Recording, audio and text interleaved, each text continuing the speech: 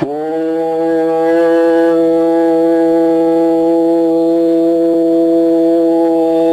ஈஸ்வரா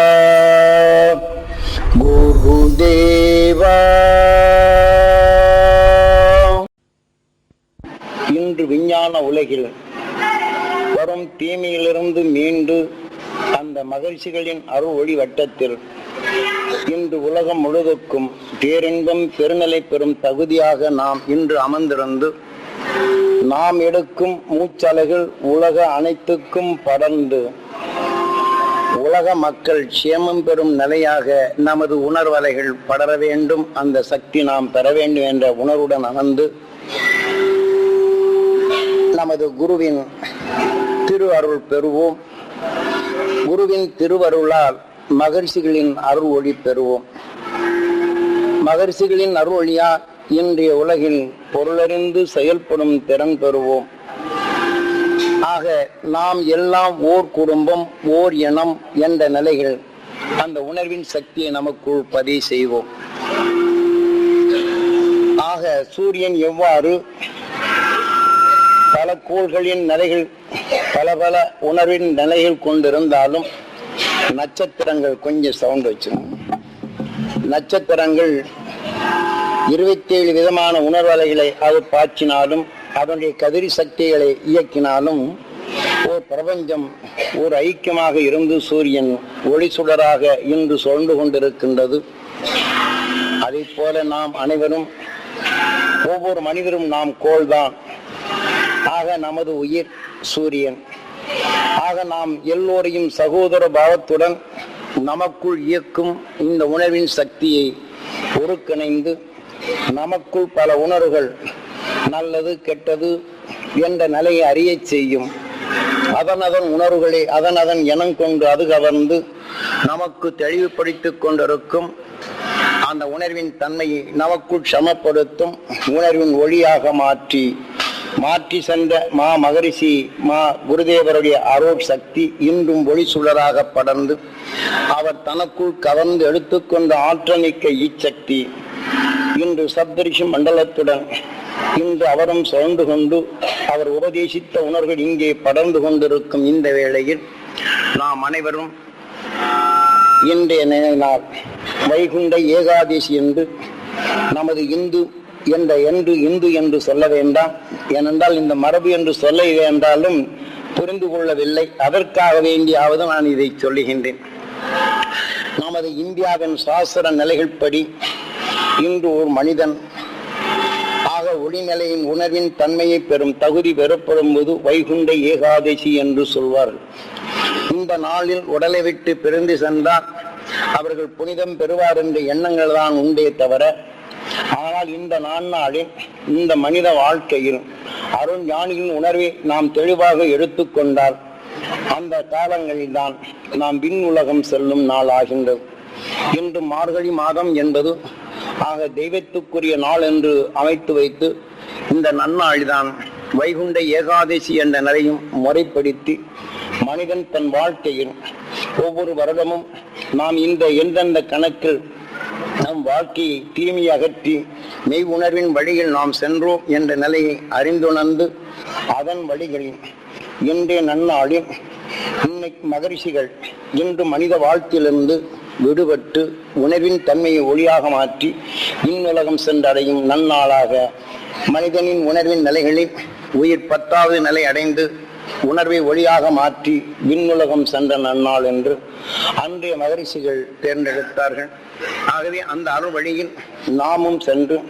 இன்று நாம் அதனின் ஆற்றலை பெறும் தகுதியாக நமது குருநாதர் காட்டிய அருள் வழியில் இந்த நன்னாளை அவர் விண்ணுலகம் சென்ற நன்னாளாக இன்றுதான் அவர் இந்த உடலில் நின்று ஒளியின் சரீரமாக விண்ணுலகம் சென்றதும் இந்த மண் உலகில் அவர் படர்ந்து செய்த நிலையும் நாம் அவர் வழியில் மெய் உணர்வின் தன்மை பெற்று மனித வாழ்க்கை தன்னை அறியாத அந்த இரு நிலையை மாற்றி மெய் உணர்வின் தன்மை பெற்ற அதே உணர்வில் நாம் கவர்ந்து அதனின் தொடர் வழியில் நாம் அனைவரும் அவர் வழிகளிலேயே சென்று இன்று விஞ்ஞான உலகில் உலகம் முழுதுக்கும் பறந்திருக்கும் இருகூர்ந்த நீண்ட நஞ்சு கொண்ட உணர்வலைகள் பறந்து கொண்டிருக்கும் இந்த நிலையில் வராகன் என்ற கடவுளின் அவதாரத்தில் ஆக சாக்கடையை நுகர்ந்து அதனின்று தீமை அகற்றி நல்ல உணர்வினை தனக்குள் கவர்ந்து அதிலே விளைந்த அந்த உணர்வின் தன்மை கொண்டுதான் இன்று நாம் மனிதனாக உருவாக்கிய அந்த உணர்வுகள் இந்த அதே உணர்வின் தன்மை கொண்டு நாம் உடலிலே உணவாக உட்கொள்ளும் உணவுக்குள் கலந்த நஞ்சினை நீக்கி நம் உடலின் ஆராய்வாக தெளிந்து அதனின் உணர்வின் துணை கொண்டு வாழ்க்கையில் வரும் தீமைகளை அகற்றி நாம் இயற்கையில் விளைந்த அதனுடன் நஞ்சின் உணர்வு கொண்டு தாவர இனங்கள் வளர்ந்தாலும் அந்த தாவர இனத்துக்குள் மறைந்திருக்கும் நஞ்சினை ஆக நெருப்பின் தன்மை கொண்டு மனிதன் அறிந்துணர்ந்து அதனின் விஷத்தன்மையை நீக்கி மற்ற பொருளின் தன்மையை சுபமிக்கதாக உருவாக்கி அதனின் துணை கொண்டு மனிதன் மகிழ்ந்து வாழும் நிலை போல அன்று மகரிஷிகள் விண்ணின் ஆற்றலை தனக்குள் மற்ற தன்மை இயற்கையில் தான் எடுத்து உணர்ந்து அறிந்து கொண்ட உணர்வுக்குள்ளும் பல நிலைகள் இருந்தாலும் அந்த மெய்ஞானிகள் தனக்குள் நாம் இப்போது எப்படி சமைத்து சுவைமிக்கதாக உருவாக்குகின்றோமோ இதை போன்றுதான் தன் உடலுக்குள் ஊடுருவி அந்த உணர்வின் எண்ணங்களால் கலந்த தீமைகளை அடக்கி அதனின் உணர்வு கொண்டு உணர்வை ஒளியாக மாற்றி விண்ணுலகம் சென்ற அந்த அருஞானின் நிலைகளை நாம் பெரும் பாக்கியமாக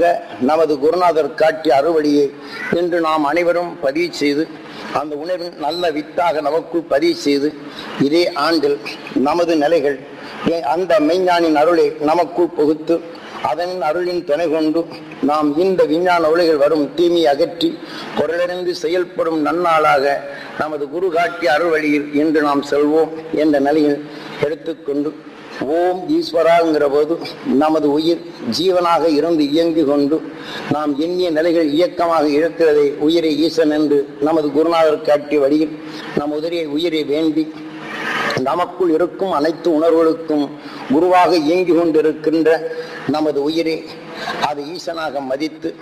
இன்றைய நிலையில் நாம் ஈசனை வேண்டி நம் ஈசனான உயிரை வேண்டி உணர்வின் ஆற்றல் மிக்க நிலையை அந்த மகிழ்ச்சியின் அருள்வழியை பெறுவோம் என்ற குரு காட்டிய வழியில் நமக்கு முன் படர்ந்த அருண் ஞான சக்தியை பெறுவோம், நமக்குள் அறியாத இருளை நீக்கி மெய் உணர்வை பெறுவோம் என்ற ஏக்க உணர்வுடன் இப்ப நாதங்கள் ஓம் ஈஸ்வரா குருதேவாங்கிற போது நமது உயிர் ஈசனாக இயக்கி நம் உடலுக்குள் அனைத்து உணர்வுகளுக்கும் குருவாக இருந்து இயக்குவதும் நமது உயிரை. ஆகவே நாம் எதை உயர்ந்த நிலைகள் எண்ணுகின்றோமோ அந்த உணர்வின் தன்மை நாம் பதிவு செய்யும் போது அந்த மகிழ்ச்சிகளை எண்ணி நாம் எண்ணும் அந்த உணர்வு அது குருவாக இருந்து நமக்குள் அதை இயக்கச் செய்யும். ஆக மெய்ஞானின் உணர்வு நமக்குள் பதிய செய்த பின் அதனை மீண்டும் எண்ணும் போது அதன் குரு வழியில் நமக்குள் நல்வழியை காட்டும். இன்று மனித வாழ்க்கையில் சலிப்போ சஞ்சலமோ இதுபோல உணர்வு நமக்குள் பதிவு செய்து கொண்டால் அது குருவாக நின்று சலிப்பான செயலும் சஞ்சலமான செயல்களும் அது உருவாக்கும் நிலையை பெறுகின்றது. ஆகவே இதை அனைத்தும் எதை எண்ணுகின்றோமோ அவை அனைத்தையும் நம் உயிர் இயக்குகின்றது. ஆக இதைத்தான் நாம் எதை எண்ணுகின்றோமோ அதை நம் கண் வழிகாட்டுகின்றது என்ற நிலையை கீதையிலே நீ எதை நினைக்கின்றாயோ அதுவாகின்றாய் என்ற நிலை தெளிந்து தெளிவுற நமக்குள் மகாபாரதமும் ராமயானமும் கந்த புராணமும் சிவபுராணமும் கந்த புராணங்களும் நமக்குள் தெளிவாக கூட விநாயகர் புராணம் இது போன்ற சக்தி புராணம் என்று பல விண்ணுலக ஆற்றலின் தன்மையை நமக்குள் தெளிவாக திறந்தெழுந்து காவியமாக எடுத்து நாம் எடுத்துக்கொண்ட உணர்வுகள் நாம் எண்ணும் போது தெய்வமாக எப்படி செயல்படுகின்றது, அந்த உணர்வுக்கொப்ப உடலின் அமைப்பு எவ்வாறு ஆகிறது என்ற நிலையும் அந்த உணர்வு நாம் மீள வேண்டும் என்ற எண்ணத்தை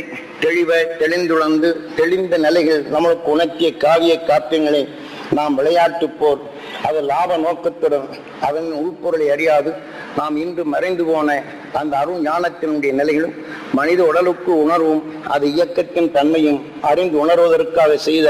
அந்த காப்பிய காரியங்களை நினைவில் கொண்டு உருவம் அமைத்து உருவ நிலையில் நாம் எண்ணி கல்வி அறிவற்றவர் இருந்தாலும் அந்த நிலையில் உருவத்தை கண்டுணர்ந்து அதனின் துணை கொண்டு நாம் எண்ணி இயங்கும் போது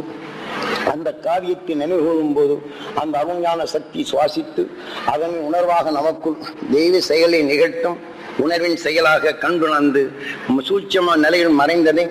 நாம் சுவாசித்து அதனின் உணர்வை நமக்குள் இயக்க சக்தியை மாற்றும் நிலைகள் அந்த ஞானிகள் சாதாரண மக்களும் அது பண்பட வேண்டும், பண்பு உயர்ந்த நிலைகள் பெற வேண்டும் என்று உருவங்களை அமைத்தாலும் அதனின்று இன்று மாறுபட்டு அங்கு இருக்கக்கூடிய அந்த தெய்வம்தான் செய்கிறது என்று எண்ணுகின்றோம். அங்கே காணும் அந்த தெய்வ நிலைகளை நாம் நுகர்ந்து